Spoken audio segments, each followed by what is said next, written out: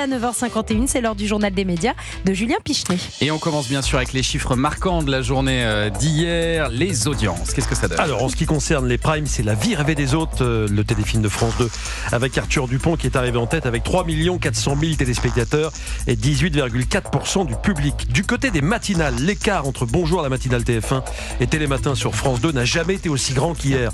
214 000 pour TF1, 759 000 pour France 2, ce qui fait 545 000 téléspectateurs d'écart entre les matinales des deux premières chaînes. Et puis la 4e édition de Nos Grandes Décisions d'Hugo Clément a fait un bien meilleur score que la 3e hier en deuxième partie de soirée sur France 2. On était en dessous des 350 000 la semaine dernière. Hier soir, on était à 594 000. Europe 1, le journal des médias. Et puis pour commencer l'info de la nuit, l'animateur Jean-Luc Reichmann a été victime d'une tentative de vol. Vers 2h20 cette nuit, plusieurs malfaiteurs ont tenté de s'introduire dans le domicile du présentateur des 12 coups de midi à Neuilly-sur-Seine, près de Paris. Ils ont d'abord escaladé la grille de la propriété avant de tenter de forcer la porte et la fenêtre au pied de biche. C'est le fils de Jean-Luc Reichmann qui aurait fait fuir les cambrioleurs. Son père lui était en train de dormir. Les policiers de la BAC sont rapidement intervenus. Ils ont rapidement aussi repéré les malfaiteurs et les ont pris en chasse avant de les interpeller plus loin à Épinay-sur-Seine. Ce sont précisément 4 individus qui ont été interpellés. Et puis on reparle ce matin de l'affaire PPDA. Oui, alors que la plupart des plaintes pour viol ou agression sexuelle déposées à l'encontre de l'ancien présentateur vedette du JT de TF1 ont été classées sans suite. On a appris hier que l'information judiciaire visant Patrick Poivre d'Arvor avait été élargie à 3 autres faits. Il s'agit de 2 viols et d'une agression sexuelle dénoncée par 3 femmes différentes. PPDA sera donc de nouveau entendu par les 2 juges chargés de l'instruction dans la seule affaire pour laquelle le journaliste a été mis en examen pour l'instant, l'affaire Florence Porcel.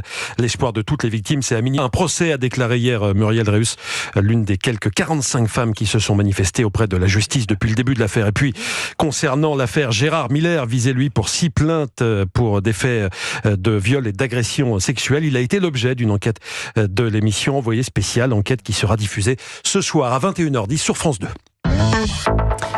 Dans un mois, les abonnés de Prime Video devront payer pour éviter la pub. Ah ouais, à partir du 9 avril, vous verrez des pubs au milieu des programmes de la plateforme Amazon Prime Video. Si vous voulez plus les voir, il faudra payer 1,99 € en plus par mois. Vous aurez donc le choix, en fait, entre garder votre abonnement actuel à 6,99 € avec les pubs ou bien payer 8,98 € par mois pour les éviter.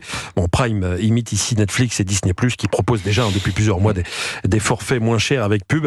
Amazon a déjà répondu aux critiques éventuelles en disant que tout ça devrait lui permettre de continuer à investir dans des contenus attractifs et de maintenir la qualité de ses contenus. La pub est partout, Franck Tapiro, c'est terrible, vous vous insinuez partout. Ouais, mais bientôt, vous verrez, on aura des pubs interrompues par des séries.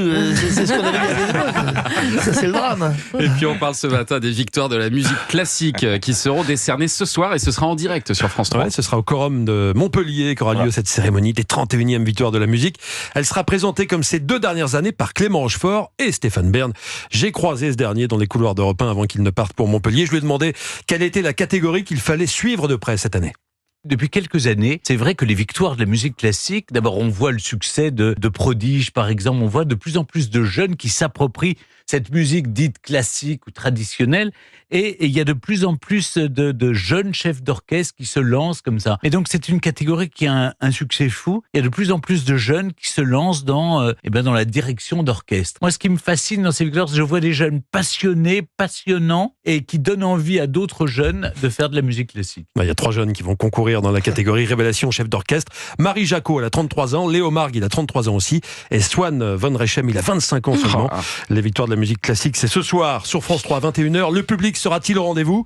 L'an dernier, on était sous la barre du million en termes d'audience. Et puis on parle maintenant de ce journal qui paraît tous les 29 février, c'est-à-dire tous les 4 ans. J'adore ça. 200 000 exemplaires de la bougie du sapeur sont arrivés en kiosque ce matin.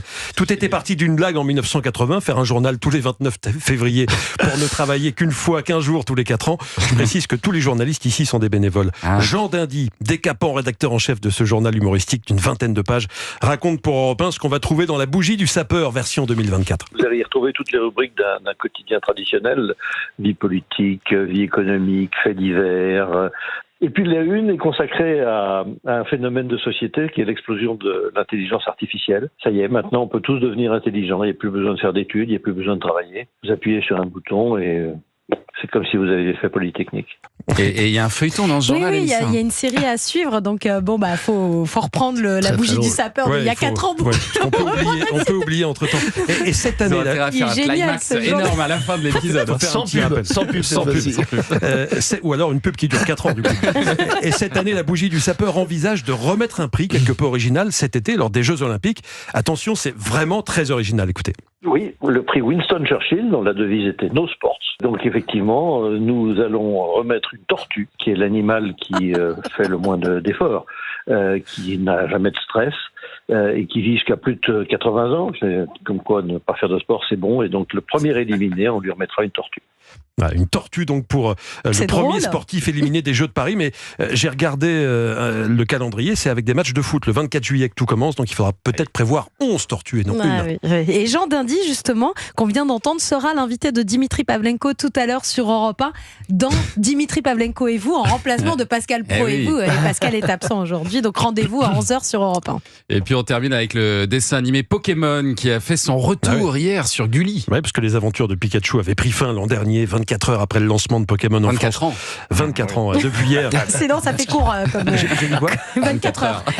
Ah non, 24 ans, bah, bien sûr. 97, exactement, au Japon et 99 en France. Depuis hier, Gulli diffuse cette nouvelle série animée autour de l'univers Pokémon. Pokémon, les horizons, avec des personnages inédits, des nouvelles histoires. Et dans l'épisode inaugural hier, les enfants ont donc pu faire connaissance avec la nouvelle héroïne. Elle s'appelle Liko. Retenez bien ce nom. Elle a quitté sa famille pour devenir pensionnaire de l'Académie Indigo. Elle a l'intention de tout apprendre sur les Pokémon. Je suis ta colocataire, Anne. Enchantée. Oh, ravie de te rencontrer, Anne. Moi, c'est Lico. Pas évident à doubler les Ah, Pokémon. ouais, ouais. Je vous vois sourire. Ça Thomas. marche, non mais ça marche. Pokémon les enfants horizons, sont ce sera fans. tous les mercredis à 11h30. Hier, c'était à 11h pour le lancement, mais à partir de mercredi prochain, ce sera Ça 11h30. fait un nouveau personnage là dans les chambres des enfants, là, Lico. Hein. Merci Bulbizarre.